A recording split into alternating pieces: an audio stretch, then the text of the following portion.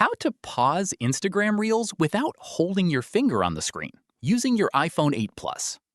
Instagram has updated the way Reels work, and you can now pause a reel with a simple tap. First, open the Instagram app on your iPhone 8 Plus. Next, tap the Reels icon at the bottom of the screen, or open any reel from your feed or the Explore page. Once the reel starts playing, simply tap once in the center of the screen. The reel will pause immediately, and you can remove your finger from the screen. There's no need to keep holding the display. When you're ready to continue watching the reel, tap the screen once again, and the reel will resume playing from where it was paused. If tapping the screen doesn't pause the reel, make sure your Instagram app is updated to the latest version available on the App Store. Older versions of Instagram may still require you to press and hold the screen to pause a reel. That's it. That's the easiest way to pause Instagram Reels without holding the screen on your iPhone 8 Plus.